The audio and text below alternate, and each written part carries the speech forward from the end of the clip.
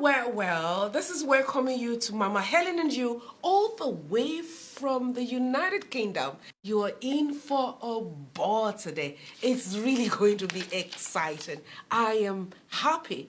Why? Because you see, marriage, it's something that is ordained by God, and besides it being ordained, it's also between two people, and it is something that's supposed to be enjoyed by all. It is not something that should be endured, but it should be enjoyed. And if we're talking about the need for us to enjoy marriage, then evidently there are certain things that has to come to bear. You know, marriage is an institution, but it's an institution that you never graduate from. You have to keep learning and learning and learning and relearning.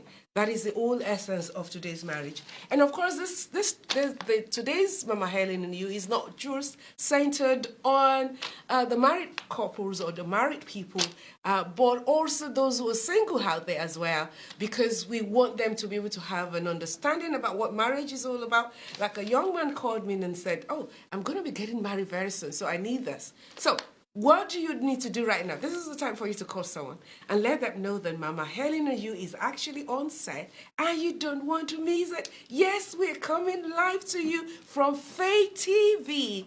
Yes, here in the UK. And of course, we are really excited about that as well. You don't want to miss this. This is the time also for you to like and share.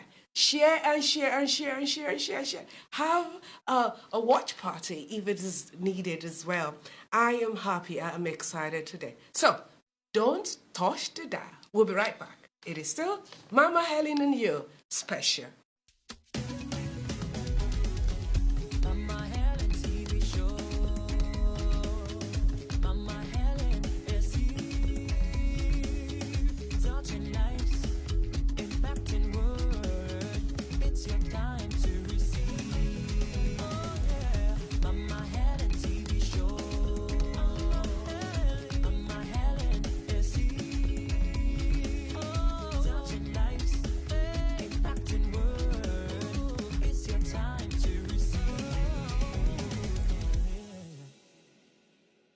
Okay, welcome back. This is Mama Helen and you, all the way from the United Kingdom, coming to you live today. Well, like Helen said to you, it's really going to be exciting. I can almost tell what is going to be happening, and of course you don't want to miss any segment of it. Well, this is also saying a big thank you to Faith TV to have given us this opportunity to share with you. I am not only just going to be here dealing, doing something or giving justice to the topic of today, which is how do you make your marriage work? Yes, how do you make your marriage work? And with me today is no other person from my very first left as. Could you please mention, I'm not always very good with names. That is a big challenge to me. What's the name again? Swabrina. Swabina. Yeah, Swabrina. Thank you very much for saving me right there. And then, of course, we have Pastor Sil as well. Thank you. It's such a pleasure. Thank you. Thank you so very much for being here. I mean, they are wonderful people. Pastor Cecilia, he's a counselor, and she's very much centered into marriage and what have you. And I know she will have so much to tell us today. So I want to start with you foremost. What is marriage? Wow, marriage. Marriage is an institution ordained by God. Mm-hmm. That's number one. Mm-hmm. And it's also a legal union between two people, yes. Agreeing to live together, mm-hmm. personally live together and share together. Okay. So that's a marriage. Awesome. What about you? What do you have to say concerning that? What's marriage to you? Yeah. I know you're not married yet, and that's the beauty of today's program, really, because it isn't only just to help those who are married, but even those who are contemplating getting married. Yeah. So go ahead and tell us. Swap. Yeah. Swabrina. Can I call you Swap? Yes, that's what my friends. Your friends call. Oh, fantastic! That's awesome. Okay, go ahead. Yes, I'll say just like Cecile said, that marriage is a union between two people, a man and a woman. So marriage, the first time you hear in history about marriage was in the Bible. So the way it was set up was that a man and woman will come together, build their lives together, do life together, propagate, make babies, leave a legacy, build together. Just two people coming together to do life together. And I love the word you use, to do life together. Yes. And it isn't singular or plural, but the fact that two will become one is the essential part of this. And that's what you said, to do life together. I love that word. That is awesome. Okay, so we know that marriage is between two people, so we know it's not with Adam and Steve. Okay? Yeah. You understand that language? We do. In other words, it's not between the same sex. Two different sex together. Awesome. So if we know the marriage is between people, could you please take us back a little and let us look into the origin of marriage? What would be that? Thank you, Mama Helen. I would say that the marriage started in Genesis chapter 1. God says He created them male and female. So once He created them male and female, then chapter 2 says God looked and He says it's not good for a man to live. It's not good. Alone.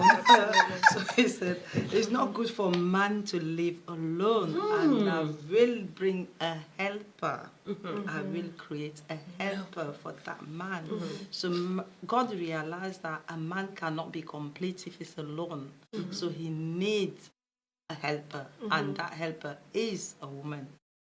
Awesome. So it's ordained by God. It is ordained by, so the origin then, it's right from God Himself, because He didn't want to see a man just doing everything, He feels there has to be someone in his life to complete him, so that he can be a total man indeed. So what that then means is that if a man hasn't found his partner, something is missing. It's missing, isn't it? It's missing.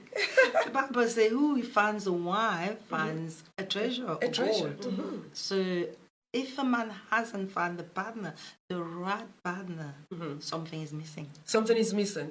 And he needs to get that missing rib, as it were. Yeah. Okay. So, what do you think? Yeah, I absolutely agree. I think men and women were not created to be alone. So, like I said, they're coming to do life together. They're coming to be fruitful, multiply, produce, propagate, not just children, but legacy, wealth, and struggle together and fight the battles of life together. So we're needed. So there's a scripture that I like that says, one would chase 1,000, two would chase 10,000. So when two people come together financially, when they bring their thoughts together, you can see things start happening. Even when they face opposition, when two are always better than one. So, two are always better than one. Yeah. You're making a lot of sense there. The only thing is that you're going too far. You're going too far, but that's good though, because definitely it's a blessing. So what would you consider, because in Africa we have our own kind of marriage, and then of course in the West as well. So the next question would be, what are the types of marriage? We have two types of marriage. We have a legal marriage that is recognized by the states, and then we have Christian marriage that is ordained by God. But of course, we have a traditional marriage in Africa. I was just going to say we that. cannot ignore that one. That goes with the rule of wherever we are coming from, originated from, and we still have to abide by those rules. Those rules as well. Yeah. So Awesome. some people do get married traditionally, then they go to the church straight on and pass the registry. So really depends of the family and the culture. Okay, that's fine. Well, this is actually just to build a background, to the topic of today. Now, let me ask you this.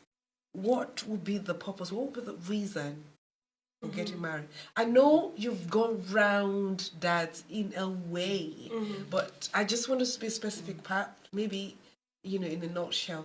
What, or I can't even share it, right? Yeah. Because there are so many reasons why people get married today. But for you, as an individual, why would you want to be married? Yeah, so there's various reasons and at various levels. So the most obvious one is that the first thing is to get married for pleasure. That's just the truth. So it means different things for different people. That means people get married to have sex, have pleasure. People get married to have companionship, intimacy, partnership, passion. And that's where the pleasure comes. So it's for my pleasure, or your pleasure and your spouse's pleasure. The other level is remember that it's God ordained, and so sometimes God puts a purpose to it. So it's to glorify God and glorify the values. So if you see in the scriptures, it says, and to glorify God's, propagate God's values. So, in the scripture it says again, multiply, replenish the earth, take dominion. And you do that, by having children, teaching, the scriptures over and over again. The Bible said to the Israelites, teach your children, these things happen, but make sure you teach them the law. So they will pass down the laws, they will pass down the events that happen. That is there intentionally. So ultimately, what God was trying to do is, as the Israelites multiply, was to then influence, bring out the way of God, to influence the whole nations, the whole earth. So as we come together in marriage, we influence not only our children, we influence the world around us. And so that's where we say, having an influence and having an impact, that's where I usually talk about leaving a legacy. So that's an impact that goes Leaving a legacy. you. I love that. Would you want to jump in there? What do you think? I would say that marriage to me is a companionship, stability, security, really a sense of belonging and creating a family, building a family and a community. And then you just said, what did you just say? Leaving a legacy. I just said about leaving a legacy. That legacy will come with children and what you create before you depart. What do you do? How do you influence on other people? So really marriage, although we know that marriage is about two people coming together and living together and making a life together, it's also about those who are around them. They need to be able to also affect those around them, either extended family or the community or society as a whole. Well, we can go on and on because, excuse me, please. In the real sense of it, when you try to look at some of the reasons, for example, like you said, for procreation, she mentioned that, and then of course the other aspects is companionship and all. Then why is it that marriages seems to be suffering today? So on Mama Helen and you, don't mind my cough. the air is getting into my throat. And I'm literally struggling right here. Sorry. So, back to it. In a moment, we'll go and break. And we'll be right back. We'll be talking about some of the challenges that marriages are facing in order to make it better. Back in a moment. Two amazing books from Dr. Helen Jafo are available for purchase. Joyfully Together and You Too Can Become a Success. Get them on our website at www.mamahelen.com.ng or on Amazon, or you can place a simple call to +234 815 343 1944. Don't miss the opportunity. Get them today.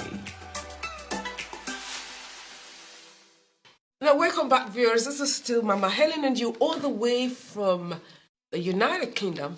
I am extremely excited about today's program. Why? Because it has to do with how to make marriages work. A lot of people are hurting, we know that. But they ought not to be like that, but they ought to be enjoyed. Now, we've been told the purpose of marriage and the need for it. Now, but I want us to also look at some things, why? The why behind the failings in marriage. Let me start with our counselor for today. Wow, thank you, Mama Helen. Thank you so much for the opportunity. Not at all. Why be failing for the marriage?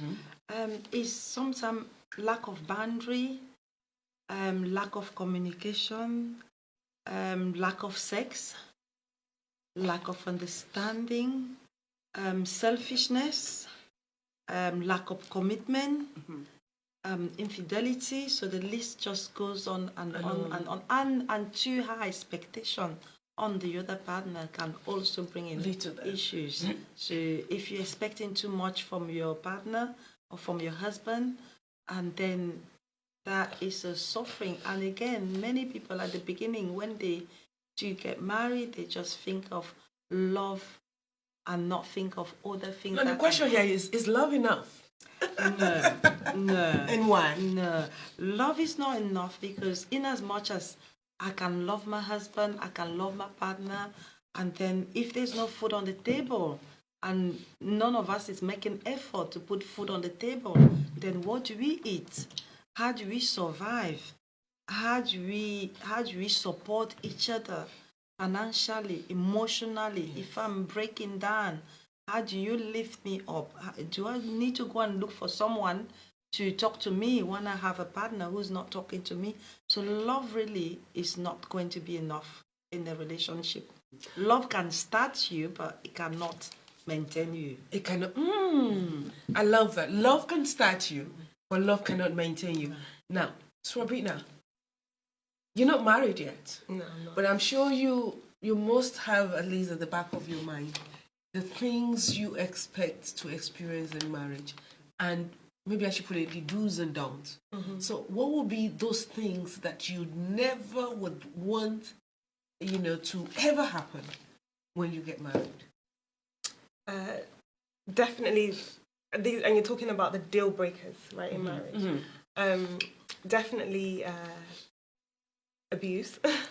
Abuse is a deal. When I say, and abuse happens on different levels. It happens emotionally, okay, emotional abuse, and that is far common. That's really, really common amongst, because even though, yes, I'm not married yet, but I coach single women and some married women in my practice. Oh, do you? Oh, that's in your practice. What's your practice, by the way?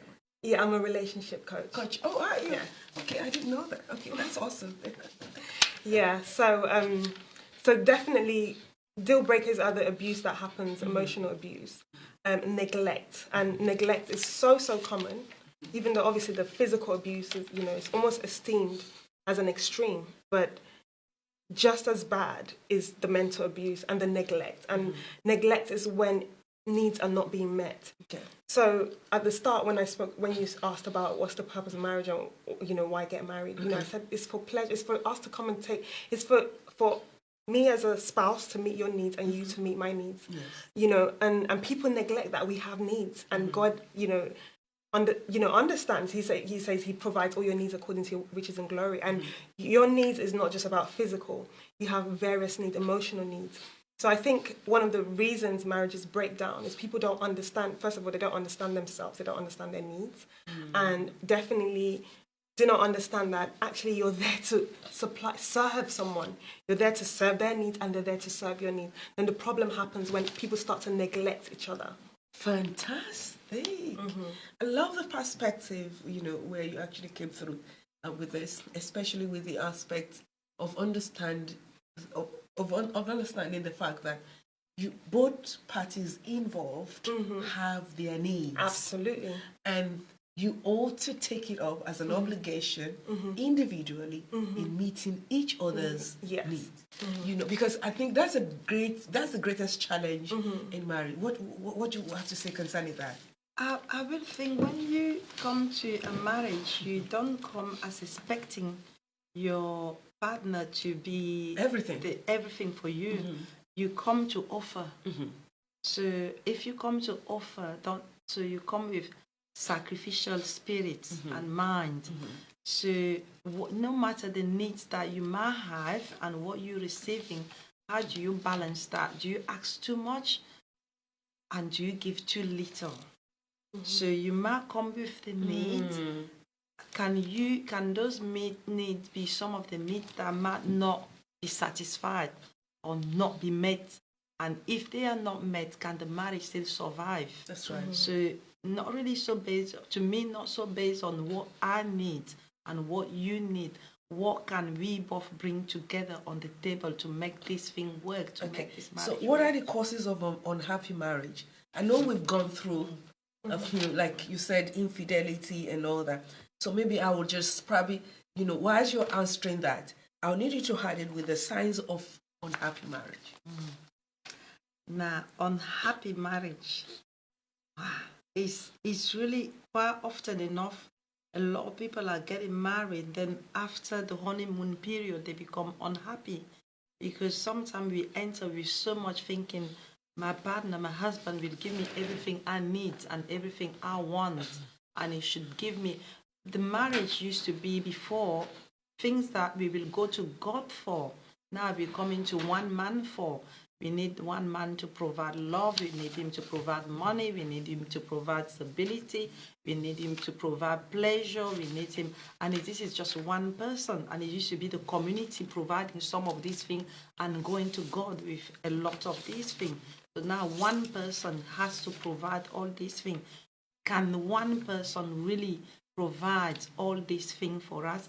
Or can we come already full and just coming to see someone who we can both join together and provide each other whatever we need? Not so much of one person giving and the other one taking.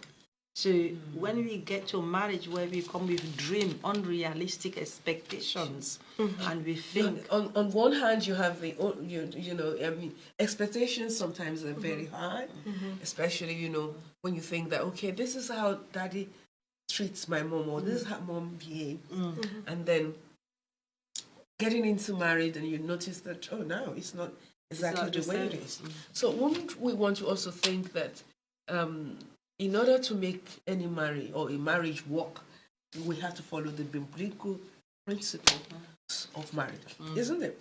We do. In a moment, we'll be right back. And it is for us to actually look at the biblical principles, things that will help to make a marriage strong, so that marriage will no longer be a burden, but instead a thing of joy, a thing of hope, an avenue to shape destinies, and of course, a purposeful one. Back in a moment. It is still Mama Helen and you.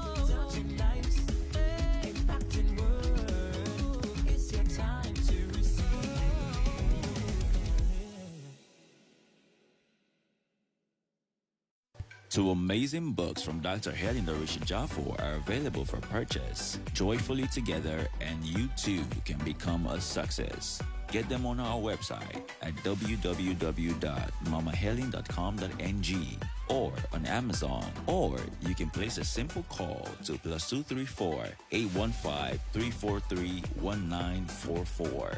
Don't miss the opportunity. Get them today.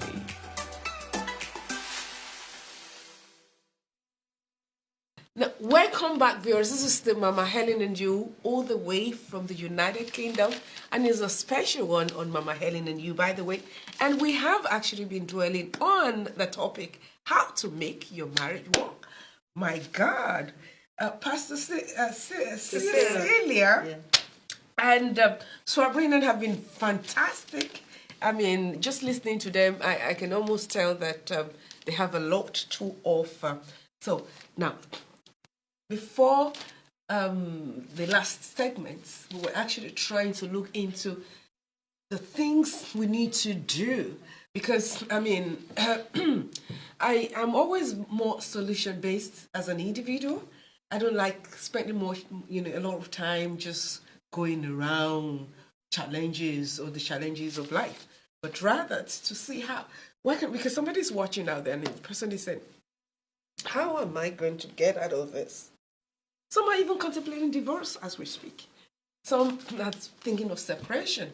Others are saying, especially the ones that are not married yet, I do not want to get married, because they've seen their dad and mom, go through one thing or the other, and they just wouldn't want to also have a repeat of such an ugly episode.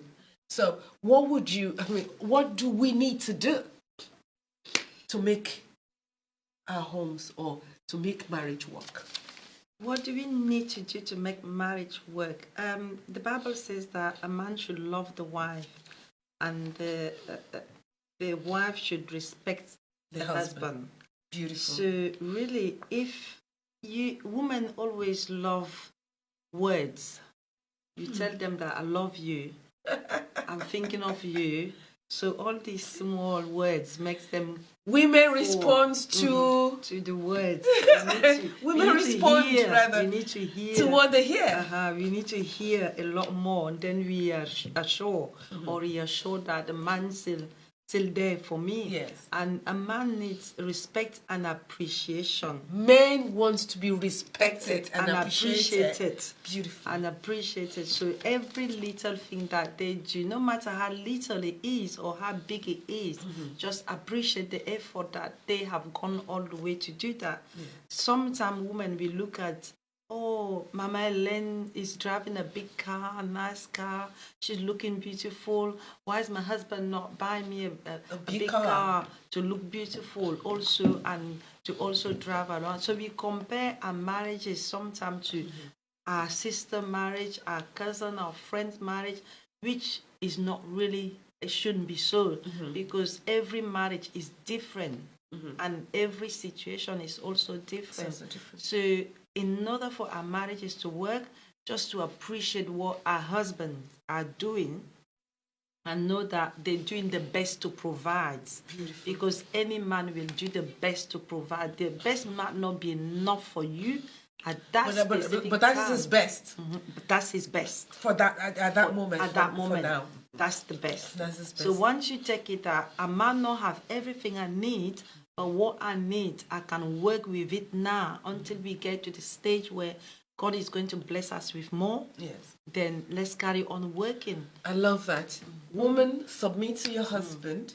What husbands love your wife. What do you have to say, your wives? What do you have to say? What I would say, because I will talk about the perspective, and people, I think this gets missed a lot, but this is absolutely crucial. Is the single period, the time of preparation and building capacity. And the story I can think of, so if you think about in the UK, for example, they spend billions, there's billions of money that goes into public health and prevention.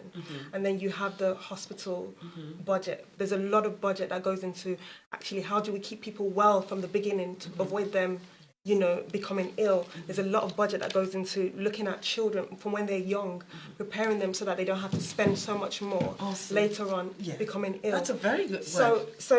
So that's all preparation work to avoid divorce. And avoid of divorce doesn't start from when you're married, it starts from when you're single. Awesome. So I want to really bring that, yes, and I want to talk, I want to bring that perspective where while you're single, the journey towards marriage, I know people are just, I want to get married. But what work are you doing while you're single? How are you building support capacity? Good. So Pastor Cecilia said something really important. She said you have to be able to love. But what I'm realizing is that people don't even have capacity to love in the first place. And the story that really touched me, there was a story in the Bible that really touched me, and it was that just absolutely blew me away. And it was a guy that came for king. He wanted the daughter of a king. That's in the book of Judges 13, thereabout. So, and the king said, okay, for you to have my daughter, you need to go and fight this battle, win this battle, and when you do it, then you can have my daughter. That's what he said to Othniel, was the guy. Okay. And what did Othniel do? Othniel went, got an army together, fought. Imagine. So, and then came back. So, as I was pondering about that, and what God said to me, imagine what does it take for this man? He had to win a whole battle. He had to have a specific type of capacity. What kind of man did he have to be, to have to pay this price and to prove himself to be worthy of a queen, of a princess? So the same thing is, we need to be building our capacity. There's someone we need to be a good wife. Yes. There's someone you need to be a good husband. That's right. And love doesn't just happen. Love, it doesn't come. So it's about building your ability to love as a man, as a woman. It's about building your ability to, to support a man.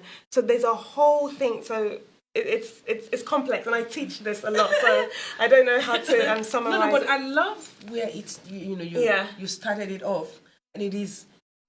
It's the preparation. That's what I'm saying. Prepare period before you go. Preparing before you finally get married.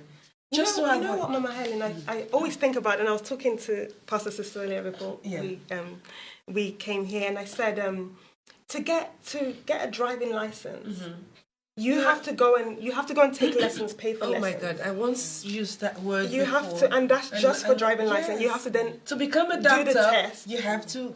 Okay. Go to school. And I have people that complain about paying for coaching when I'm like, okay, you put more value. So how come marriage, that is the most important thing on earth?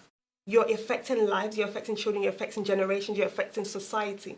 How come people just go in there freely? People will pay £500 for a piece of wig. Preparation. But they won't invest in preparing for marriage. So do we really value marriage? So true, so true. So no wonder. I think it's more or less like an excitement for people. I mean, especially that very day of marriage, your wedding, as the case may be. I mean, oh, I'm getting married, and everyone is excited and all that. And then, of course, everything tends to wind up, when you're not in the real relationship of marriage.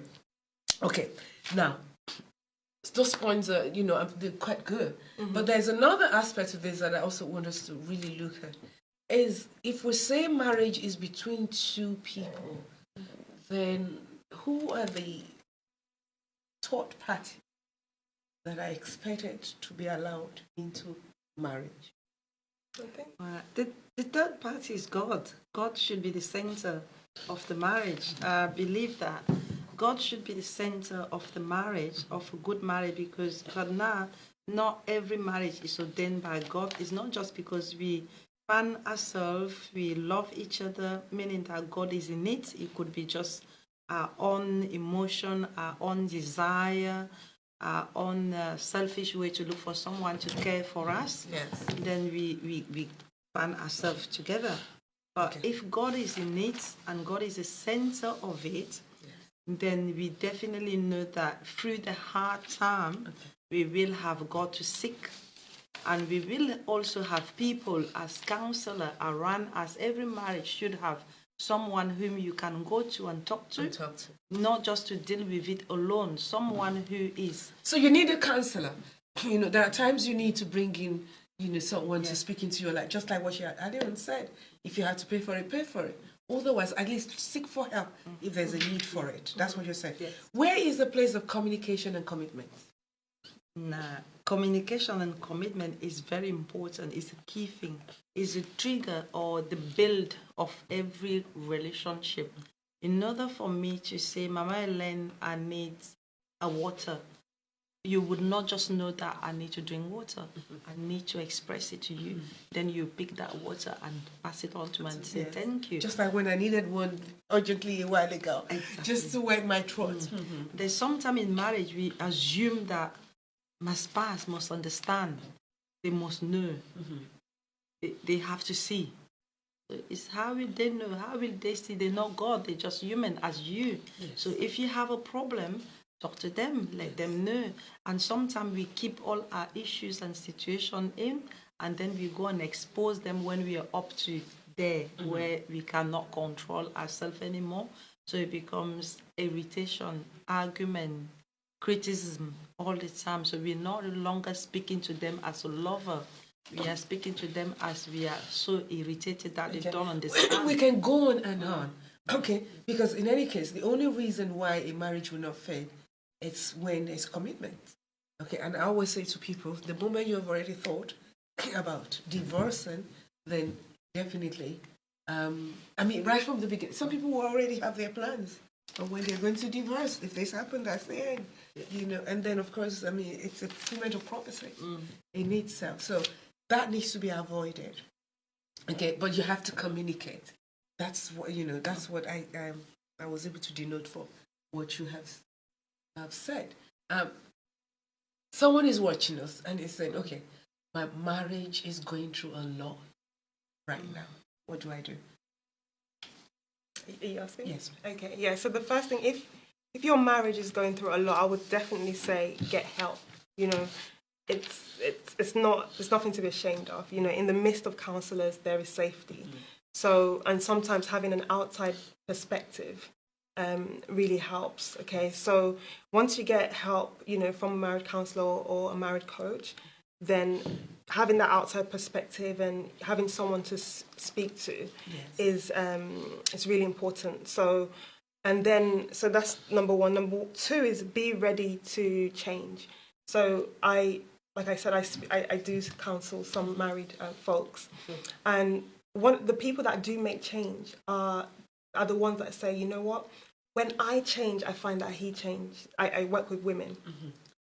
So sometimes it's very easy, he's doing this. So it's with the help of a counsellor, or, you know, sometimes you have to look back and think, I want to be the change, you know. Is there a mindset that needs to be changed? Is there a focus that needs to be changed? Is there something? So both parties need to take responsibility.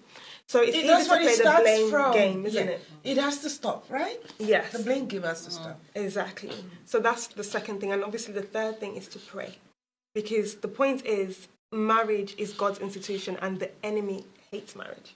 Okay, so you have to be prepared that the enemy is going to fight your marriage. Okay, so that spiritual, you know, understanding is a spiritual battle. It's a battle on 3 levels. It's a spiritual battle, it's a psychological battle, and it's a behavioral battle. And marriage is affected on 3 levels. So don't forget the spiritual side, of course, to pray and to address things spiritually. But I know Nigeria or Africans, we love to pray and we don't do the practice side of things. Yes, so pray and put things into action. Pray and let God lead you to counselor or coach. Pray and let God give you insight. Okay, what can I do differently? You know. Can you speak to intimacy, if you like? Yes, in marriage. Yes, you can definitely do that. A lot of marriages suffer because of lack of intimacy. Quite a lot. So if that is the problem or the situation that is happening, you have to be able to speak about it. You have to be able to speak to your spouse about it. If nothing is happening, seek counseling. You have to be able to speak about it and openly speak about it. When we're talking about intimacy, sometimes people think it has to do with, sex. Only. And I'm being very careful because we're on set and maybe we could have some children watching. But, having eat together as a couple. Now, but intimacy isn't really that, is it? Intimacy is 2 people doing things together, isn't it? It is 2 people allocating time to do things together to spend some time together. It has a way of encouraging, oneness and yes. Yeah, that's what brings in the closeness in that relationship. If you come in and you cannot check on how your wife is or how your husband is, and then you don't have the time, that closeness, you're going to end up talking to someone else's more, and your husband will end up talking to someone else's more, because that's where they find maybe safety to be able to express themselves or receive comfort in situations. So you realize that they stop sharing. Your spouse will stop sharing stuff with you because they feel you don't understand them or you don't connect with them. So that intimacy brings connection. That will help you to connect to each other and be able then to build from there. But if you're not connecting to each other, one person is going to be connected to either their phone or their laptop or to a friend outside. So it becomes very difficult. So you definitely need that. And that will help in order to actually build any issue that might come. Okay. Well, in conflict resolution, because, I will never forget a particular day at home. Okay. And I used to love just to sit around some of our sisters at home, maybe at weekends and all. And then we'll just chat and talk. And then one of them got up and said, I wonder, is it that you and Dad never quarrel or something? Because we don't hear you. And then I said, oh, yeah, we do. If anyone ever tells you that, people don't have some challenges or quarrel in marriage, it's they're just not being sincere. Now, I brought that up to say that in conflict resolution, what are the things that needs to be done? Okay, because somebody's watching right now and the person is saying, "Oh my God, how am I going to do this?" This marriage has collapsed. There's no hope here. You know that. I know that there's a need to invite in a counselor if there's a need, but it has to start from the two people involved, isn't it? It has because there has to be somewhat of agreement to say, okay, we want to make it work. Yeah. Well, if one party is only interested and the other party isn't, then it's a big challenge. I love what you said. You asked about conflict resolution. Yeah. I think you and your husband, you're doing conflict management. Yes. You don't even get to the resolution because when you're in conflict management, when the issue comes, you manage it before it gets to the point where you have to find resolution. So you manage it consistently, managing issue, consistently working on problems. So that way you don't get to that resolution part. Okay. The in-laws and the in-laws and the marriage, because I also want us to look at that. It's very important.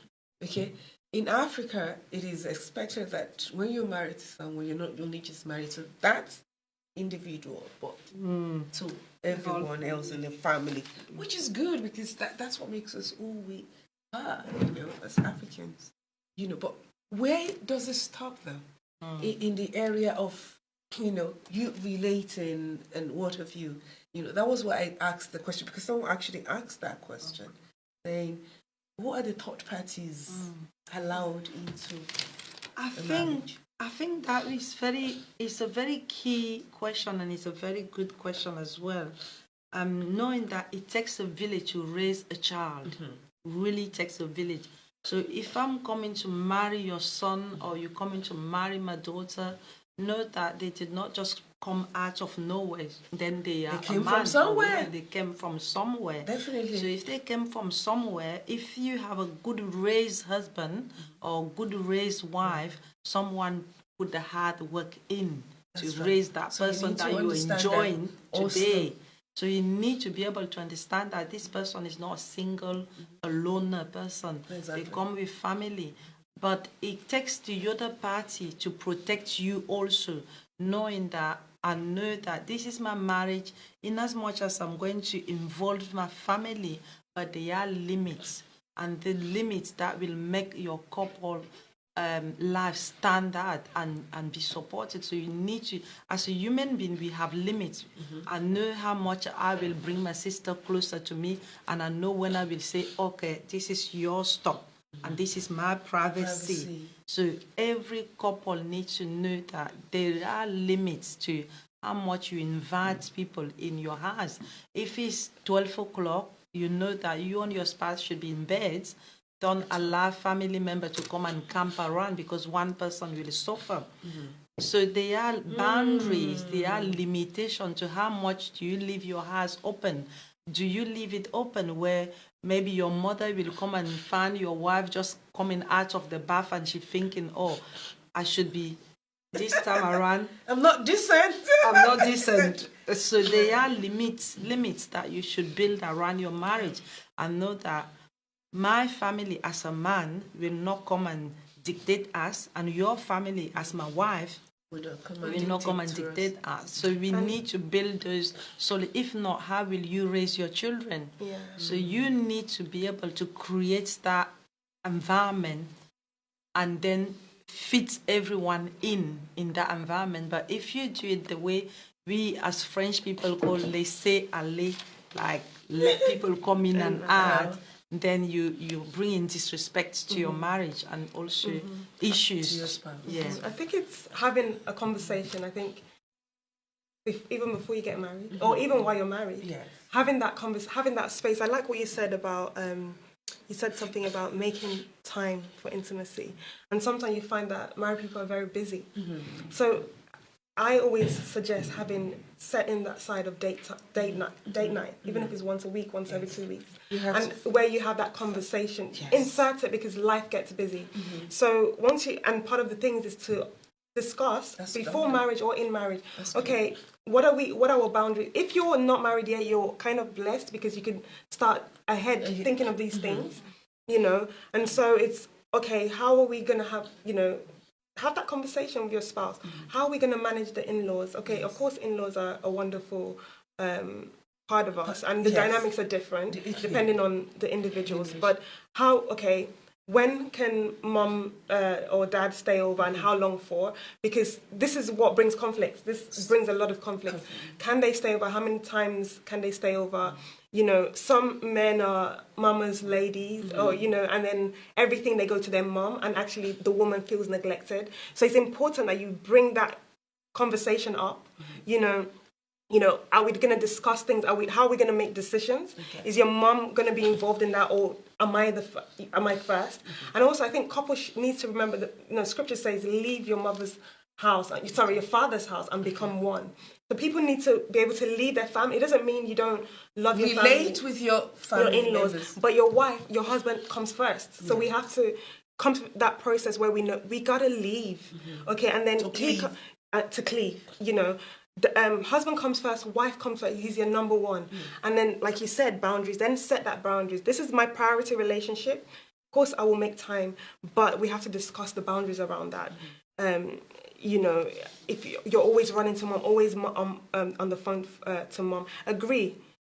How often are we? Yeah, so these things should be said in conversation, and people, unfortunately, are entering marriage without discussing these things. And if your in-law is disrespectful to your spouse, agree what's the best way of, because it happens sometimes where the in-laws come and are disrespecting, and I'm sure anyway, talking to a lot of marriages, that this causes a lot of conflict in marriages, and it's all about setting the boundaries, communicating, agree it.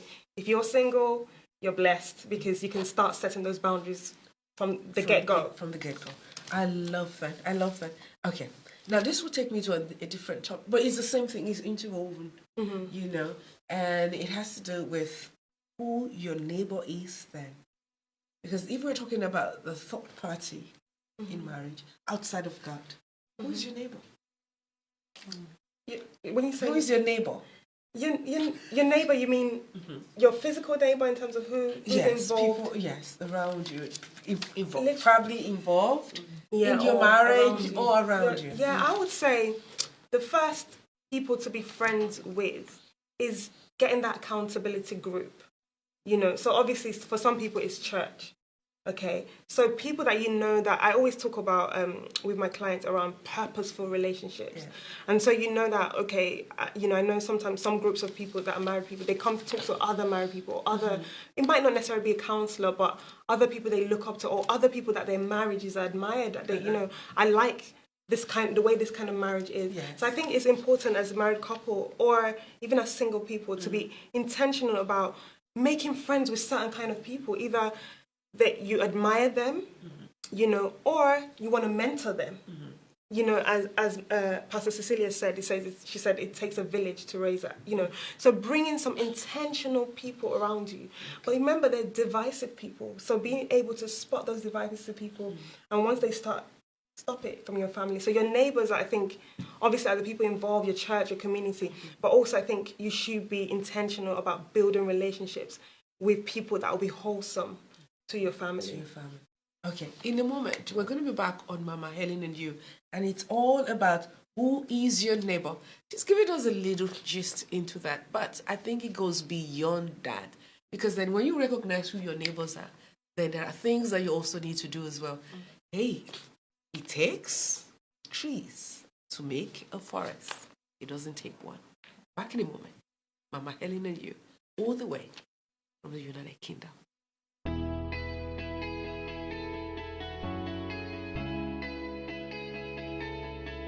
Mama Helen Orisha Jaffor, through her foundation, Dr. Helen A Hand to the Needy Foundation, in collaboration with former U.S. Congresswoman D. Dawkins Heigler, extended a helping hand to widows in Warri and its environs.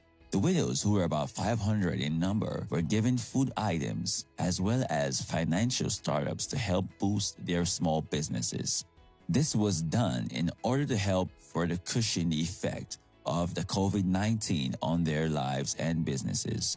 These are some of the responses from some of the recipients. Things were very rough before, but today now, I'm happy to receive this gift. My life don't change. So what they bring me here today? Na God. Me I no even expect. So I say that this kind of thing day. So I'm very happy. I'm happy well. This one I concept so God go bless mama. God go bless papa. I'm a stranger when I come.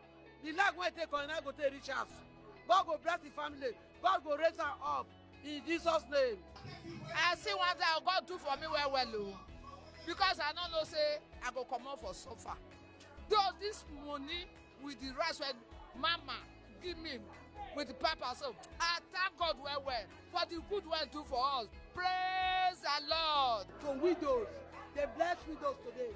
Mama bless us with rice and money to enrich our life, enrich our family, enrich our children. May God bless her. Because many today complain, say, we go write name, we not say anything. But as mama present here, what did she talk immediately it happen? May God continue to bless him. And the other woman will come from outside country. When he think widow for his mind, say, may God bless widow, may God to bless him. Bless his children. Anywhere they go, may God continue to bless them. Bless Papa for us. God give a long life for us to stay with us. Now this one now I want may God do for in Jesus' name. I pray. Amen. Taking a look, you can see immense joy in all of the beneficiaries. The Donkins and Mama Helen Orisha Jaffor had this to say. Mama Helen has been pouring out love and generosity to people all over Nigeria, in particular Warri. And she told me that she was going to be doing something with the widows, and I wanted to be a part of the Dr. Helen Foundation. And so then my foundation today, I have one as well, Organization of World Leaders, decided to also make a monetary donation of ₦500,000 naira. Jesus said, I was hungry and you gave me food. I hadn't clothes and you clothed me. I was in prison and you visited me. That's just the whole essence of this today. Sharing Jesus' love to everyone out there, letting them know that Jesus loves them. For a widow, she doesn't have anybody, no help, nobody to take care of them. And if you know, in Africa, a widow woman is almost as though as if her life is totally written off. Nobody cares about her. In fact, sometimes she's driven out of her husband's house, even with her children. So what we have done today is to demonstrate the love of Christ that keeps giving, to let them know that they are not alone, and that we love them from the bottom of our hearts. We wish them well. The stipend that is given to them today is a starter pack that the Lord will help them, will breathe over it, so that they can use it to better themselves. They will no longer be begging for food, begging for this, because they will have more than enough to give to the glory of God. In Jesus' name.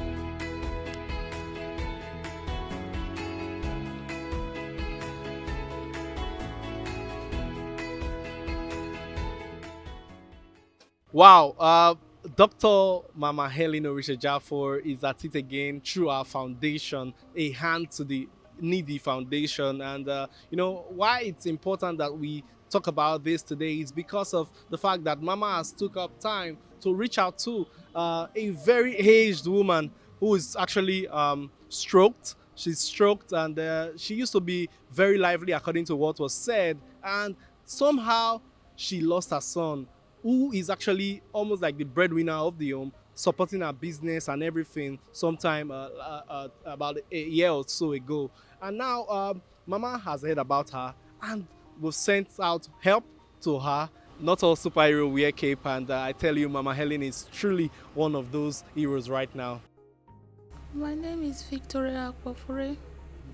Sometime in December, Mama Helen, through the Helen Orisha Foundation, Hand to the Needy Foundation brought some gifts to you before that time, and we saw your excitement and everything. Were you expecting such at that time? I was not expecting. It was the Holy Spirit. God is faithful, and I'm very happy. Yeah, very happy. I owe business center. That is what I do. No, I don't go to business now because of the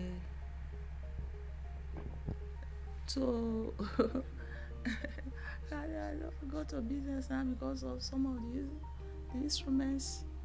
They need to be my instrument. They need to be touched. They need to be touched so that I can come up again, so that I can be getting something to take care of myself. So the business, they need some replacement. It's God that is helping me. Like my store now needs to be the rent. I've not paid the rent. On behalf of Mama Helen Orisha Jaffor and the Hands to the Needy Foundation, Mama sent us to you today. First things first, there are gift items that she wants you, instead of you to say, you said you need the business to be touched in terms of your equipment and all that. She's bringing you some of the equipment, like you can see, camera, printers, and other equipment have been sent to you, courtesy of Dr. Helen and to the Needy Foundation. Also, we also find out that based on your rent as well, she's also taking care of your rent. God bless you. God bless Mama. God bless you. God bless Papa. I'm short of words in church. God will just bless them. God will bless all of you. In Jesus' name.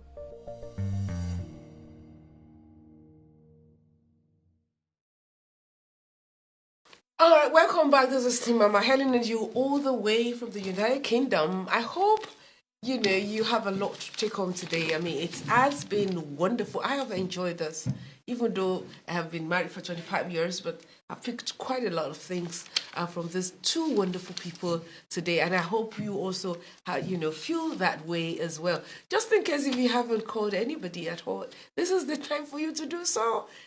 Just keep sharing, okay? Let's all be blessed by today's Mama Helen and You show. And of course, it is special indeed, isn't it? Wonderful. Well, so we're actually looking at the word neighbor. Who is your neighbor? My neighbor, I need to define myself first. Who am I? Who am I? Who am I? Once I know who am I, then I know who is my neighbor. Okay. What am I meant to be doing in life? What am I meant to? Where is my What's life? your purpose? What's my purpose? What is my life? Who is my life affecting? So once you know who's your life affecting, then you can work that way. Okay. Some people don't have purpose in life.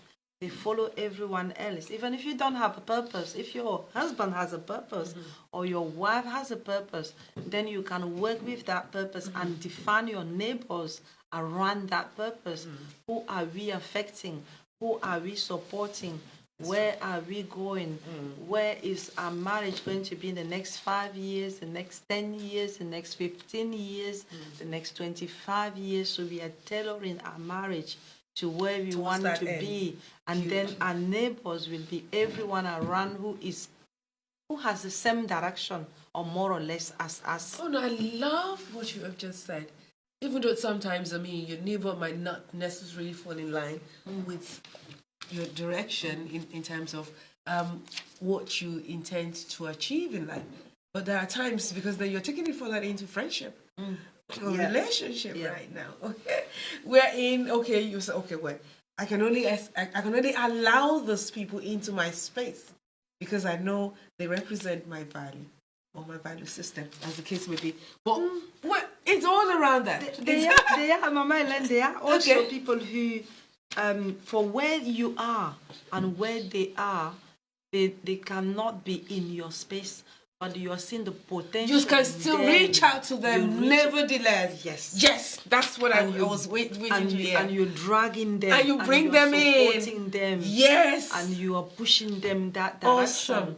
So, okay, because you see, you know, when we're talking about reaching out to people, can we really do that with that love for them? No, you can't. You have to build love. And I think a lot of people go into marriage thinking about, I know I spoke about my needs and his needs earlier, and that's true. You know, ultimately, you guys are the priority. But people don't realize that actually God created marriage and he created it for a purpose. Yes. Okay, and then you can do more. You can impact lives more. So I personally see marriage as, yes, we're building ourselves, we're building our families, but the community, because God does say take care of the poor, take care of the community, but you can do that better. And why not? So what a better way to say, you know what, I will use marriage to fulfill purpose, even outside of my small family unit. I can make an impact. I love that. You know, I want, you know, for those of us praying, you know, for people praying for their spouse, you know, that's something you can say, you know what, when I have this marriage, I will not just be selfish, I'll make sure other people benefit. Married people will look out because for it is people. what we do for God and people that lasts, isn't it? Yeah. So it's about having a purposeful marriage, an impactful marriage. Awesome, awesome. It's about having a purposeful marriage. What are the things we can give to our neighbors then? If we love them, then of course we must also think about what we can do to bless them. May I say this? A time would come when we'll be able to answer some questions and all that. You know, it will be a little bit interactive. I know there are some people who are thinking out there, oh, yes, I have some questions regarding marriage and all that. So, on Mama Helen and you, of course, we ensure that you get involved so that at least if there are questions, nagging questions, that you will prefer solutions for, you will have them, definitely. Yes. So I'm coming back to the question you just asked, Mama Helen, and what you're doing at the moment, you are serving the community. You are actually serving the community in a bigger way, because there are many people who are suffering with their marriages, there are many people who don't know what to do. So you adding a program like this, it gives people answers and comfort.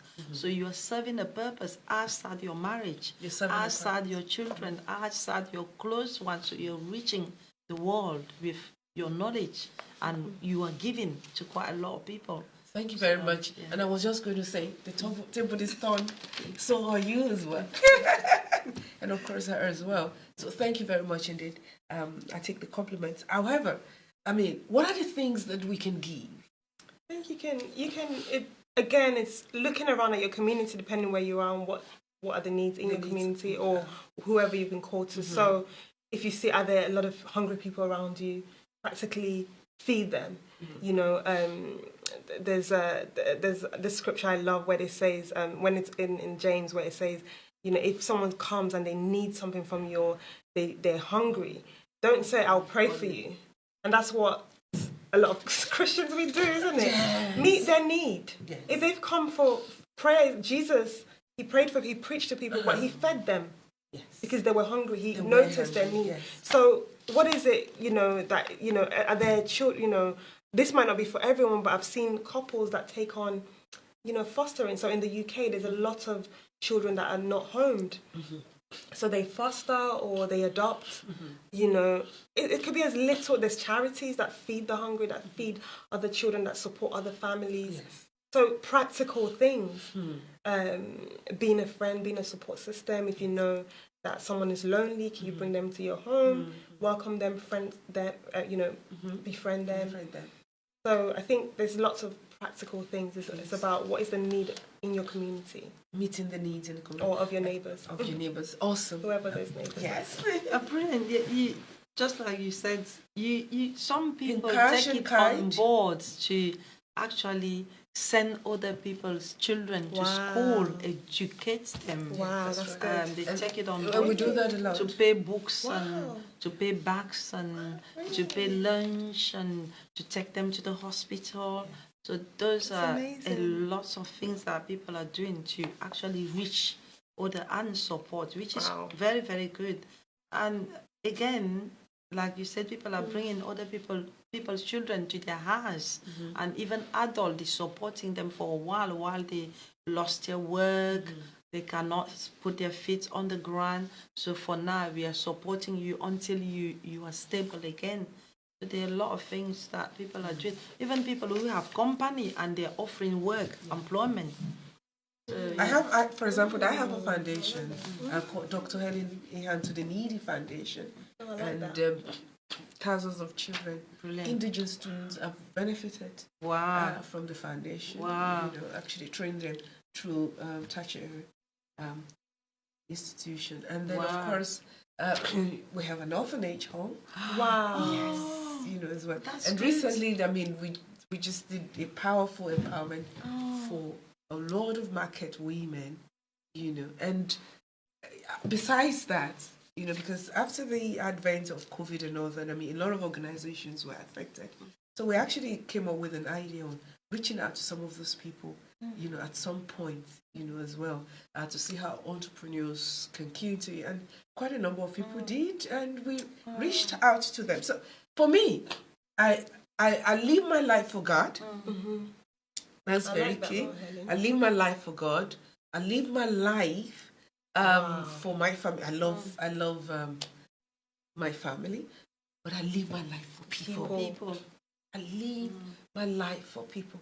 I'm very, very people oriented. If there's anything that gives me joy, is to see someone's life moving on.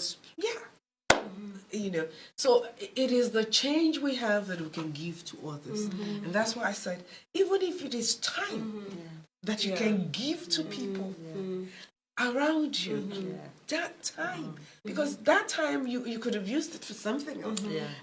Like what you're doing right now, you could have been in bed, you could have been somewhere else and all that, but you chose to be here just to be a blessing. So, because sometimes people think that, you need to have your bank laced with money to be able to, be a good neighbor, as well. But whatever you have, give. I think that's just what it is, isn't it? What do you think? I think, what came to my mind now is not everyone is Mama Helen that can do but you can support Mama Helen. You could, I don't know, do you know what I mean? So support a charity, I think that's a good cause. Even if it's £1, £2, £5 a month, support people that are making a difference. You might not necessarily be called to start your own charity, but support charities that are doing that. They're doing a good work. So I'm really impressed, and I'm grateful, and I think we should support your foundation. That's part of it. That's really good. Support my foundation and support all the foundations out there that are doing marvelous work. Because at the end of the day, it's not about you. Life is not just about you, but it's as many people you're able to touch, with your life. That is very, very, very key indeed. Well, I don't know. What do you have to say concerning that? And if I can ask you, who is your neighbor? And what have you done with your neighbor recently? Are there things that you have done? Maybe you need to, knock on someone's door and let them know that they're loved, that Jesus loves them. The idea of just living for ourselves alone and everything, I think it's about time that we begin to change from that mindset and be more people centered. Can I add a quick, because when you said Jesus love, that just reminded me of something, and this is something I did actually. Okay. We have Easter coming up. Oh, beautiful. So literally, get Easter eggs for your neighbours and put a message in there, because everyone recognises. So in the UK, I'm sure in Nigeria as well, but in the UK, everyone celebrates Easter, even though they might not necessarily associate it with God.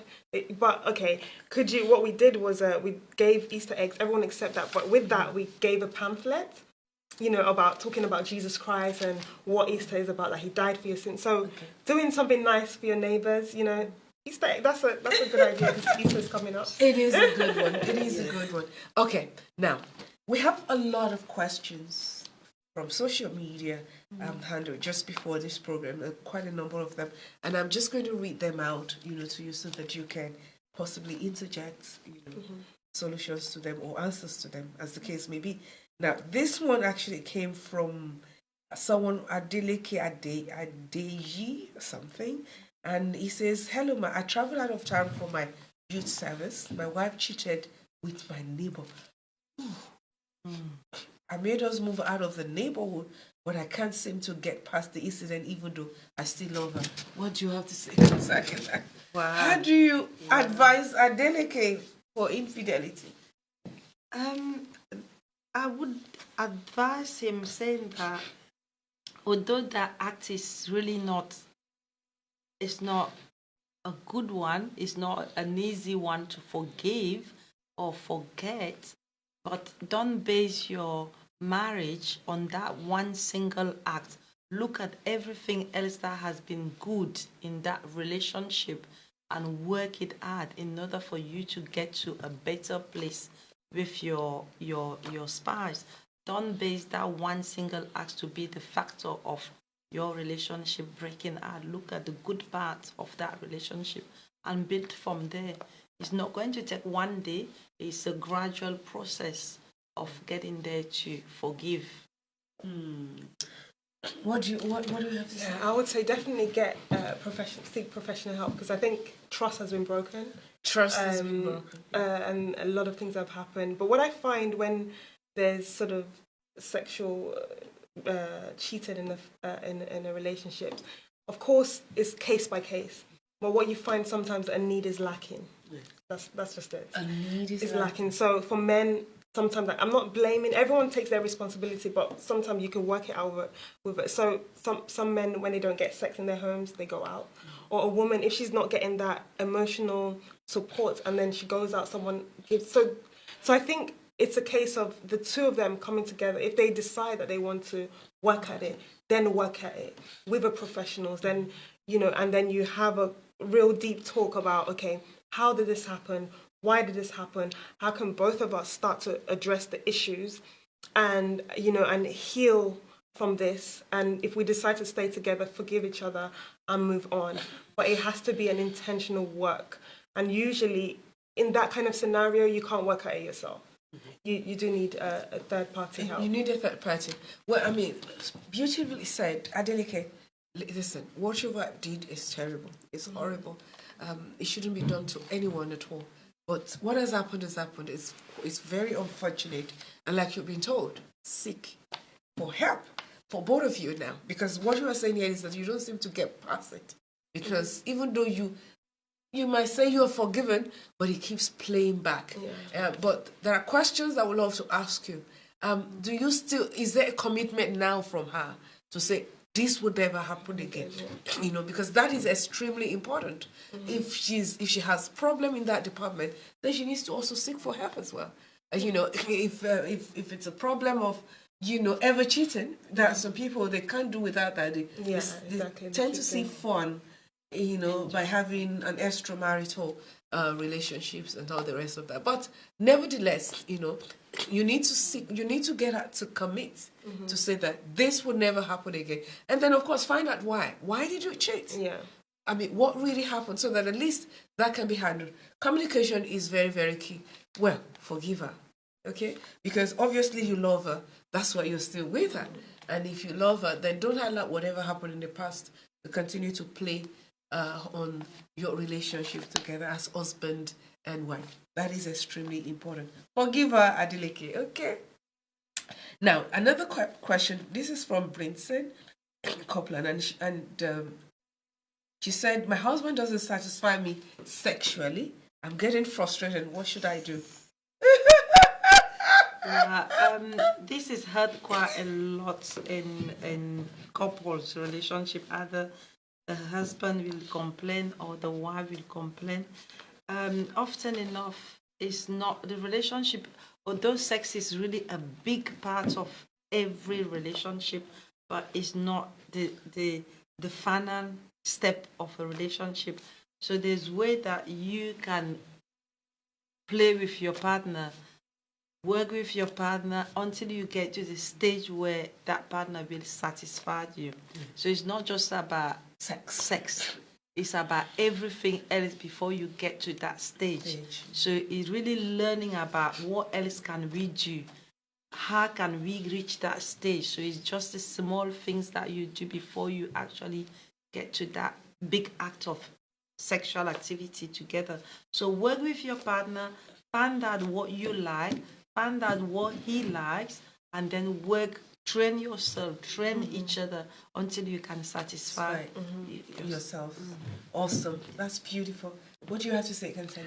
To be honest, I'll say this is not my specialist area, but what I would say is echo what she says in terms of to communicate. So the communication woman, is key. She needs to communicate, and it's about helping your partner, and obviously not communicating in a way that bruises his ego. But if there's something you like, you know, if there's positions you like, or say foreplay, I think that's where a lot of men get it wrong. They just want to go to the sex, and yes, sex is an important part of marriage. You know, the two reasons marriages break down is for sexual reasons and financial. That's statistically the biggest reason. So this area is so important to get right, and so communicate what you like, things you like. Also, I always encourage women to, because a lot of women let go of the attraction in marriage.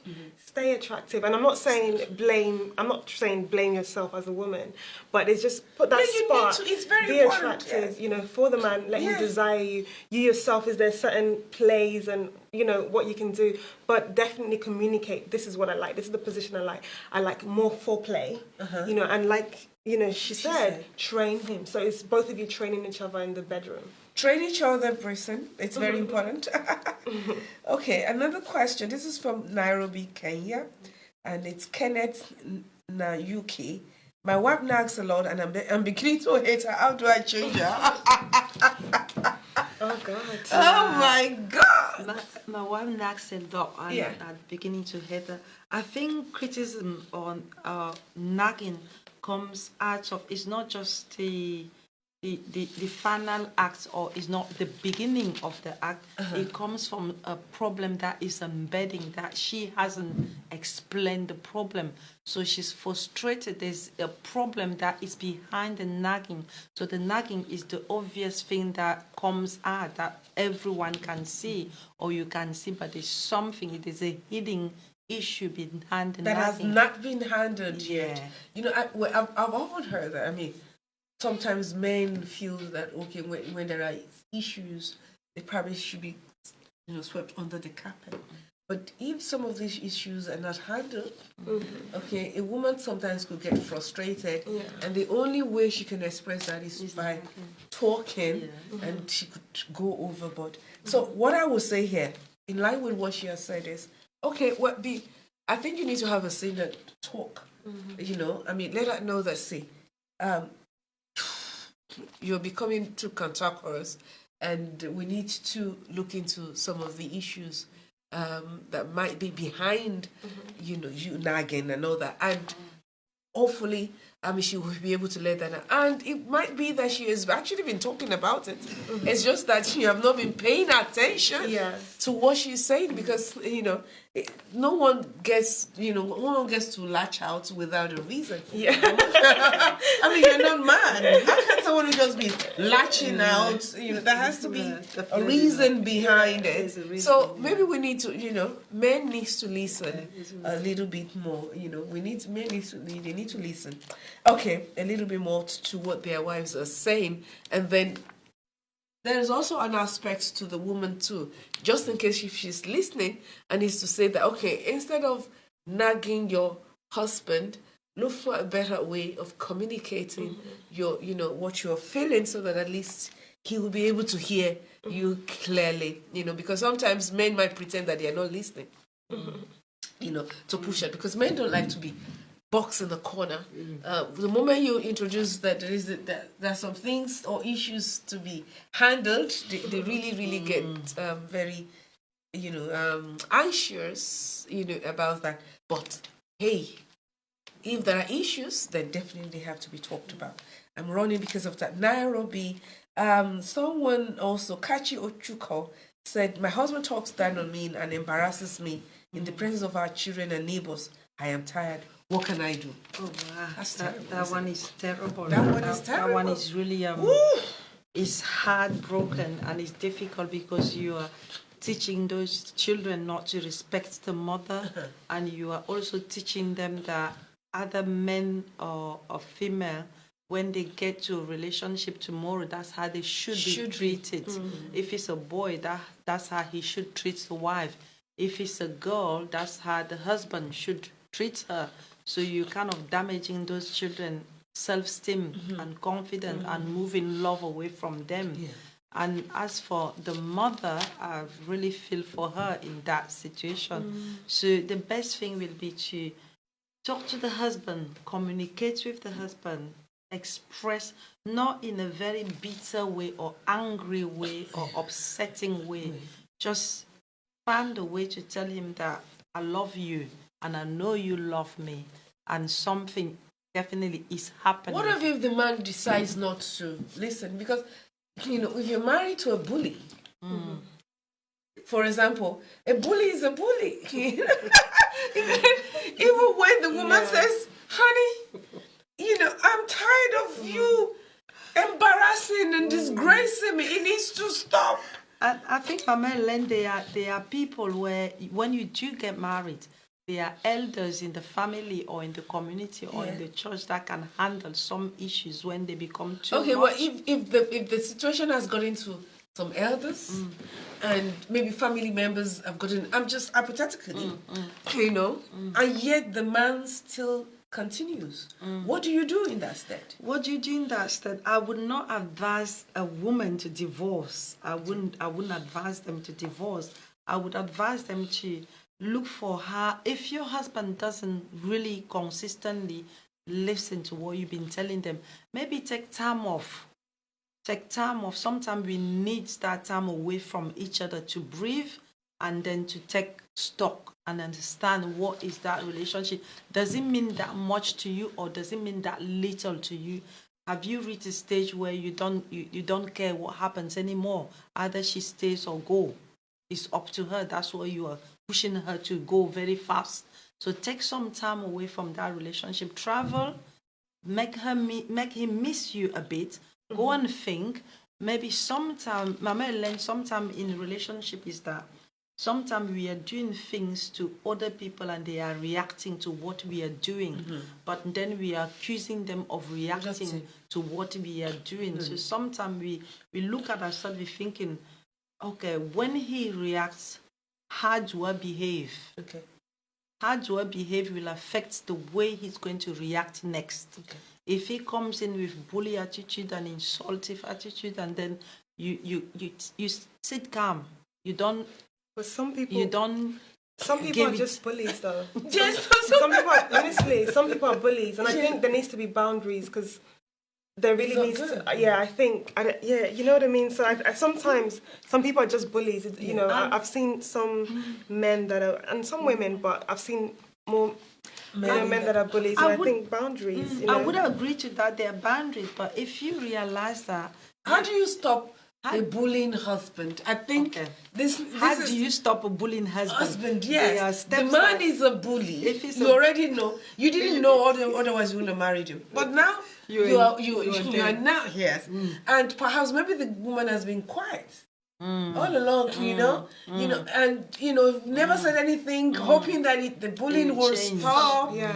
But it's now 30 years down the line and the man is still on her. Sometimes is that when we enter into a relationship, we are not fully developed ourselves. Yes. We don't know ourselves better. So we start submitting to things that we should not be submitting. Then when we now grow up and we're thinking now, I'm mature enough and know what is wrong and what is right.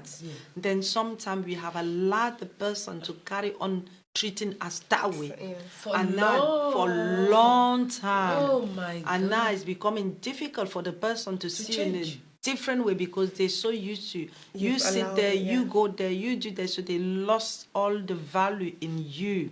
So it's now up to you to actually dictate what you want.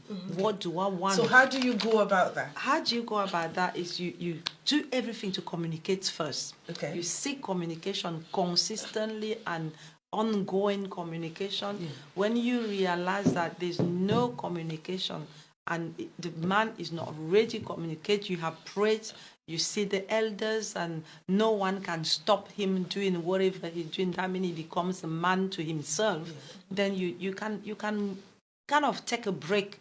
Go to your family, go to your relative, leave him alone to think about it, because if we are at each other's throat all the time and we carry on being there, there's nothing good that can happen. So one needs to get away temporarily from that situation and allow the other person to think if they really want to salvage that marriage or that relationship.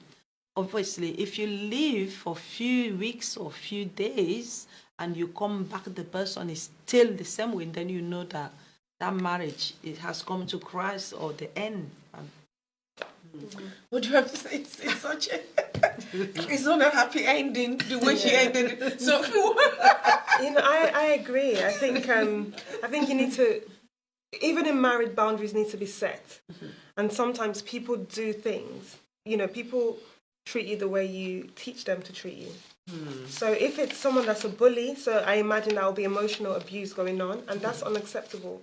So I think I completely agree with that in terms of the method that the Bible gives us is you speak to them first, to say, I don't like the way you talk to me, this is how it makes me feel. So there's a way to communicate as well. There's a way to communicate in dealing with a bully. Yeah. Mama Helen and you, it's been wonderful, and we will be right back. You don't want to go away. There are still more questions that we need to address today. And of course, you also have a voice. Let us know how you feel. Yes, how to make your marriage work. Back in a moment. Mama Helen and you. Hello, my name is Pastor Chris Oari, and I'm happy to testify to Mama Helen's earlier book titled Joyfully Together. The impact was tremendous. In that book, her practical, revelatory, captivating delivery makes her work very riveting and easy to apply for quick and powerful results. Hi, this is Ambassador Dr. Jacqueline Mohair, the founder of Trinity International University of Ambassadors. I must say, Mama Helen, when you first spoke to us about your book, this book, Joyfully Together, I could not wait to get home and read the book. As I began to read the book and reflect on my own marriage, this book began to open up so many blessings and to remind me of who I am and who I am supposed to be in marriage. I want to say that this book is an awesome book for any woman that is desiring to be married and for every woman that is married. You must read this book. Mama Helen, thank you for your wisdom nuggets. This book was truly a blessing. Hello, everybody. I'm Dr. Sonny Badru, the lead pastor of the Rock Hill Church, Atlanta, Georgia, and also the dean and professor of the School of Music in TIUA, Trinity International University of Ambassadors, Atlanta, Georgia. And I'm super excited to be reintroducing to you Mama's book, Joyfully Together, a book on relationship. And personally, I could testify how great this book has been to me. It's been incredible. It's changed my thought on relationships, and personally, this is what I've been using to teach my church members. And Mommy, thank you so much for this golden nugget that you literally have released to the body of Christ. Thank you so much, and it's been a great blessing to me and my church. So I highly recommend this book, Joyfully Together. I want you to go get it. It's the bestseller, and it will be a blessing to your relationship as well. God bless you. I am George Omagbemi Kakayo. I am the development manager for First Hydrocarbon Nigeria Limited, and I'm also the pastor of the Port Harcourt branch of Word of Life Bible Church. Joyfully Together, that book, and also the symposium during the book tour launch by Mama was very informative, and I believe it has made some impact in my life. It has made an impact. And I will just share with you two areas. One of it is listening to your wife. There are so many things competing for attention. And I have failed in that respect in time past by not listening enough to my wife. But after reading that book and really being part of this seminar, I have listened more, I've paid more attention, I believe, better than before. And also, I have become more deliberately open. I've always been open with my wife with assets, properties, finances, and all of that, bank accounts. But I've become more open and more deliberately open. What I mean is I don't leave things to chances anymore. So I've really walked her through the asset we have such that if I'm not available, she's able to understand what the assets are, where they are, and everything around it. So these two key areas for me is my takeaway from the book, Joyfully Together, from our mama. Very wonderful book. Okay, thank you so much. Well, my name is Dr. Michael Tidi, by special grace of God, the chairman of the South Local Council area. What a piece that was put together by our own mother in the Lord, Mama Helen Orishijafor. Here, I had time to go through some of the pages, and I can tell you, I haven't gone through some of those words, the chapters by chapter. I could tell you that I was able to put to work some of those ingredients in the book, as it were. And of course, not just that, my wife, I had to recommend it to her, and of course, she found it quite handy. And of course, I saw that behavioral changes, haven't, read through, the book. But I can also say, without minding words, that it has tremendously impacted, in my marital life. My name is Solo Jefta Womano. I'm an administrator by training. I'm a chartered member of the City of Testimonials of Nigeria. I'm equally a member of the Nigerian Institute of Management. Yeah, the book, Joyfully Together, if you've had opportunity to procure and probably read it, you find out that it is a phenomenon, It's a book that I've been able to address some of these very basic problems concerning relationship, marriages, across board. Secondly, the book I've been able to help to fine-tune some areas in our marriages that over time we've not been able to really, put on a very good pedestal. So reading the book and picking what Mama is saying, the ideas that she's reeling out in that book, and her nuggets able to really help us. For me personally, there are some areas too, we're having one or two challenges. The moment we read that book, we begin to implement and apply, and it's doing us great good.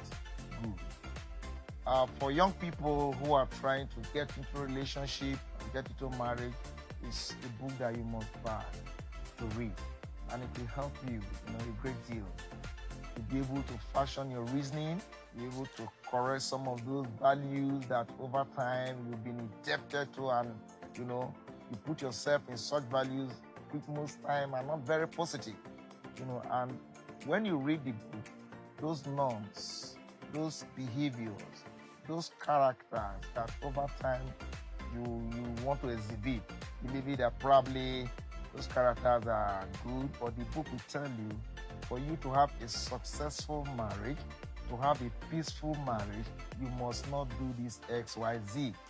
So the book has been able to, reposition the mentality, the character display of people who are in relationship. My name is Oke Ogene Obi Egbedi. I'm a retiree from Shell. I do business, I'm a businessman, and also a pastor in the church. Joyfully Together is a book very well crafted, and very put together, very simple.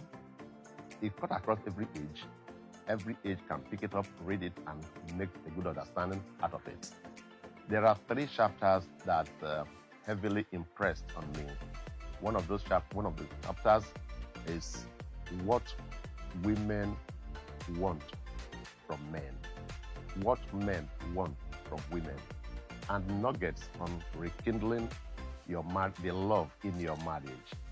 These 3 chapters, among other chapters, these 3 chapters are for me very topical and teaches me some new things on how to put new fire, new love into my marriage. 2 amazing books from Dr. Helen Jaffor are available for purchase. Joyfully Together and You Too Can Become a Success. Get them on our website at www.mamahelen.com.ng or on Amazon, or you can place a simple call to +234 815 343 1944. Don't miss the opportunity. Get them today.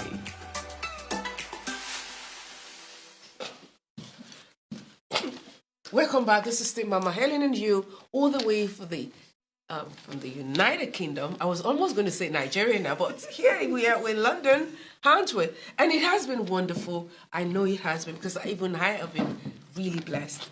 And we actually are at the question and answer segment. So I know quite a number of you have a lot to share with us, but we might not have enough time to be able to handle that. But in the meantime, let's look at some of the questions. Okay. Like the bullying man with the lady, how does she cope? How would she cope? I know that, it's something that no one should ever go through, whether you're a man or woman, because if someone keeps bullying you, ridiculing you, embarrassing you, shaming you, doing everything, Mama Helen, is very difficult, because as a woman, often enough we lose our confidence and self-esteem on little things. So if you're being bullied by your very own husband, who's supposed to be loving you and lifting you up, you lose your self-esteem, you lose your confidence, you feel so low, you feel so rejected and not loved or unlovable. You don't know who to turn to, because you feel ashamed and embarrassed. You're thinking, what is this happening to me? Am I less of a human being? So it's very difficult, you are traumatized physically, mentally, emotionally, and morally. It's really, really difficult. And then, how do you raise those children?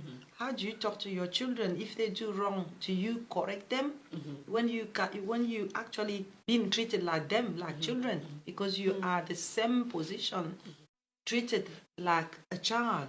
So how do you then raise your child when you are being treated in front of your children like another child? What do you say to them? If you're being treated like a child in front of your children, oh my God. That's so powerful. What would you have to say about that? I would say definitely the low self-esteem, because I think for a woman to allow her husband, because there's certain women that will not, and I'm not trying to blame the woman, but like Pastor Cecile said, is your confidence is being eroded, over time. And so I would say, and some women believe they deserve it. So I felt like what I want to say is you don't deserve to. No, you don't. I feel like that. I want to say that. Thank you for coming through, because I was just, let's talk to the woman who was bullied. Yes. How does she overcome this? Yeah, you don't deserve to be bullied. You are not the reason. You're not, because that you can start to feel, okay, maybe if I was this way, maybe, for you to tolerate that, there's some self-esteem issues. That's right. And you don't deserve it. You deserve better. You deserve to be honored. You are of high value. You are of high worth. That's you are precious. Isaiah 41 says, God, he says, God says to you, that you are precious. He gives nations on your behalf. He gave his life for you. Okay? So if you understand how precious you are, I need you to understand that, get the help you need, talk to me, and just understand that you are precious. From the point you start understand how precious you are, you're not going to love sit there that. and allow a man to bully you over and over again. Then you get the confidence to set the boundaries with a man. I really do believe, some men, not all men, but some men are bullies by nature. But there's certain people they can bully or not. You know what I mean? So once you set that boundary, and like Mama still say, the boundaries out, talk to him, get people involved. Because again, some people like to keep these things secret, especially if it's Africans. We try to keep things in the home. We don't want anybody to know. Don't suffer alone. If you're in the UK, there's crisis lines, there's domestic violence lines. And third thing, separate yourself from that situation, because if you're in that situation, you're not only affecting yourself but the children. So true. The children are being affected. The children are learning that, okay, this is how love is.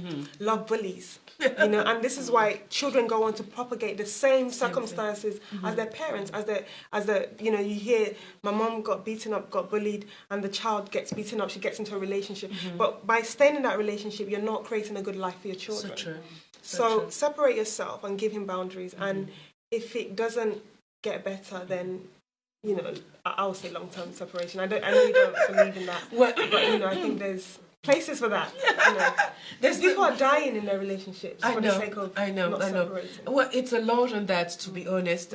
But let me speak as a woman as well, just like she has, and is to say to you, please, never allow anyone continue to bully you. Okay? And the best way to do is to have a no from your mouth.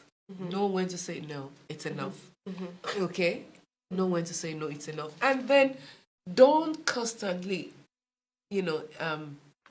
internalize, all the things that he says. Otherwise, before you know it, like what Pastor Helen said, before you know it, you start becoming that. And that is unnecessary. You're beautiful, just as you said, you're wonderful, you're unique, you're everything, you embody greatness. And don't allow anyone ever make you feel less than who you are. Okay? Rise up to the occasion. You're a great woman. Rise. Yes. Arizona, USA. Chris, hi, Mama Lovely Show. I cannot live with a dirty woman who is unwilling to change. That question is from a man. If from a man, how can I live with a dirty woman? She's refusing to change. Can you get a maid to help them? I'll say get a maid. Get a maid. Because at the end of the day, sometimes you can't necessarily change, but you can try and influence people and communicate. But sometimes there's practical things you can do. So it is quite common that sometimes the man is the clean one and the woman is the messy one. So that's difficult. But I think in marriage is choosing your battle. I think because it's about choosing your battles. I love that. There will be many the way options. you're coming across. Yeah. So choose your battle. So if you've communicated they can't change, is there something you can do? Can you get a maid to come and keep your home? And can you get a maid? Practical. Well, I think she said it all. I'm not going to spend too much time on that. Get a maid. Or, see, one thing I know is, when God said it's not good for a man to be alone, okay, I'll make an helpmate for him. It means that there must be some good qualities in that man that is meant for the woman, and vice versa. So what they need to do is to complement each other. If you keep focusing on what is negative, and then here you go. So find a way to help her out, but nevertheless, that should not be an issue. That's what she has said. And woman, if you're watching, do something about that. Okay, Cape Town. And this is Bonang. And she said, my husband shares financial responsibilities with me, and it's getting really annoying. How can I peacefully make him realize I'm not okay with it? Oh wow! Are you? This is unbelievable. Are you both working? Who's working? Who's bringing that money on the table? But she said she has financial. Is she not supposed to have value? I'm sorry, but okay, I'm not the counselor for today. Tell me what you think. How do you think when you get into a marriage is to share? It's to budget. Yes. It's to plan. So you put money, what you're receiving on the table, and share. What is the bill? What is this? What is that? What is the saving? So if your husband is being responsible and sharing that money, maybe perhaps I'm not accusing, I'm just saying, maybe perhaps he knows that you will spend it or overspend it and you will be staying without money, so he's ensuring that everything is well spent and the money is well spent. It might be that the woman is not able to deal with that money rationally, and the husband has to put his eyes. But there has to be openness. It might just be that the husband is controlling also in a money part, but you both have to sit down and discuss it. I have a different view to this. Okay, there's a whole thing called 50-50, which is whereby a man contributes half, and I understand her frustration. Believe it or not, the two biggest is financial and sex problems in the relationship. I think both need to, and it's a complex thing now. I talk about this all the time, about femininity and masculinity. We need to understand our roles. The woman gets tired, and I've seen lots of women that come to me whereby they're holding. I think for a feminine woman, she's not created to necessarily be working and carrying financial load. Okay, so depend on your woman. So a woman, sometime after she has children, she has to go out and work, then come back. That's from my whole perspective, which is good. It's a financial load, and there's women, there's marriages breaking up for this reason. So I think this is where, again, it comes back down to from the single place, and clarifying what is your role. I think a woman that is in the feminine, that knows that, okay, I want the man to carry the financial load. I will support him, but women do get tired, and this is the reason why sometimes women cannot give sex, because they go to work, they're carrying load, they're doing 50-50, and this is a whole conversation. You can check it on YouTube. Yes, I know. And they don't want to. So I guess what you're trying to say is that there shouldn't be any 50-50 in this equation. I'm saying it's a lot of things, everything should be shared together. Well, it's shared. When I say 50-50, I mean, in this situation, she's carrying half of the financial burden, he's carrying half of the financial burden. And she's tired. A lot of women are tired of that. But she wasn't specific. What did she say? She said she's sharing. Yeah, so they're sharing. So maybe she doesn't. So I think she doesn't want to share that financial. What's the percentage? I think what will have... You've made a strong sense in this. I'm telling you, out of this question. And, different perspectives to this. But in balancing it, let me say this. Yeah. Yes, as a woman, you need to add value. Women are supposed to add value. But is it only in the finances? No. I'm going somewhere. Okay. You need to add value, but that's good. I mean, it isn't only in the area of finance. You need to add value as a woman. However, I think in adding value, it is for both of you to be able to see that and say, in what way? Yes. Can we add value so that both parties are happy and they feel one doesn't feel like a slave? Yeah. Okay? Because if the man is the only one bringing the money and he feels that the woman is not making any effort at all because he's not saying what she's also bringing to the table, that can create conflict.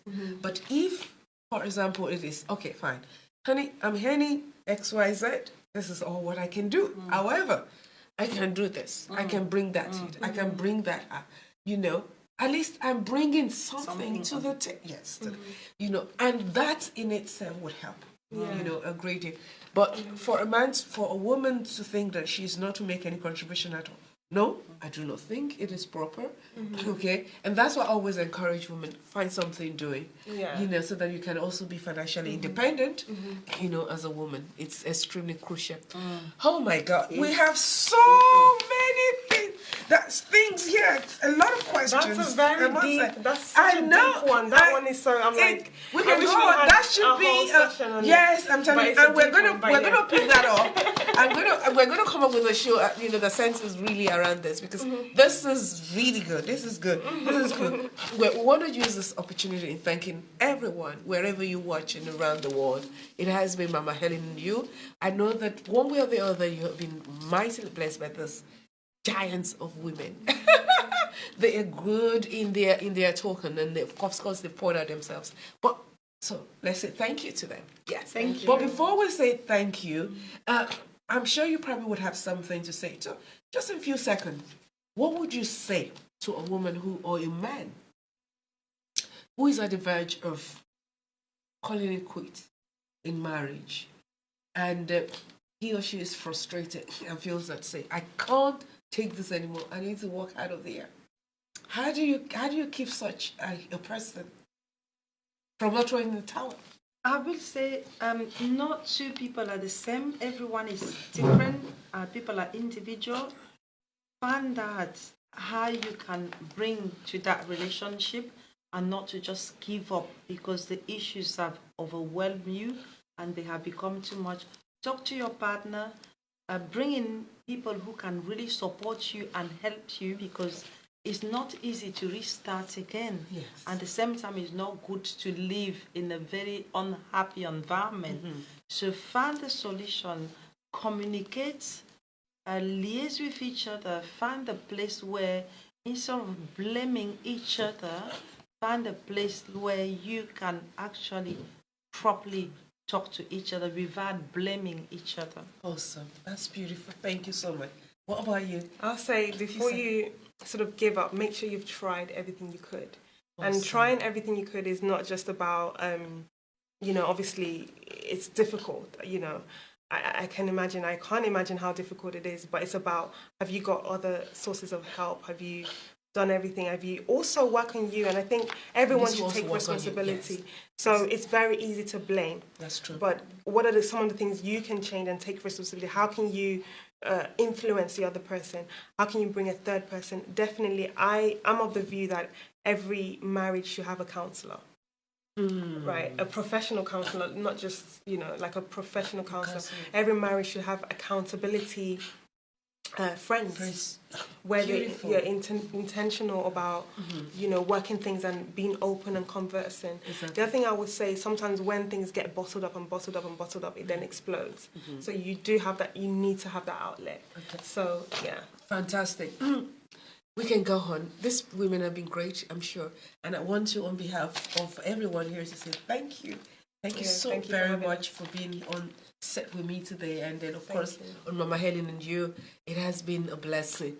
And for all our viewers out there, this is also saying a big thank you. Thank you for taking out time. Number one, for not minding the fact that we didn't start as scheduled, but yet you still waited. That we are very grateful for. So thank you so very, very much indeed. In wrapping up, is to say, hey, if God says two are meant to be one, then it is important for the two to continue to work on each other until they become one. Because in oneness, you can achieve greatness. There are no limits to where you can get to. But if you have the mindset of being individualistic, then you really cannot go far in marriage. Two must become one.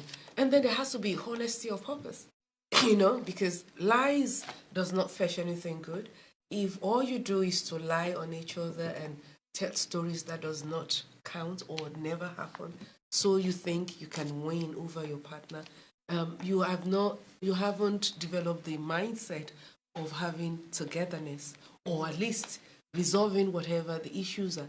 Just like one of our counselors says, in managing relationship, or managing whatever the conflict might be, okay? So it is important for both of you to be honest about each other or with each other, at every time so that at least you can both come to the table and bear out each other's mind towards having a lasting solution to whatever might be the problem. And then, of course, the other aspect as well is that, hey, even whilst you seek counselors or for counselors, let your motives be genuine. Let it be that you're working on each other in order to make it better, not just to continue to point the accusing finger, because one might not really be able to talk much because one prefers privacy.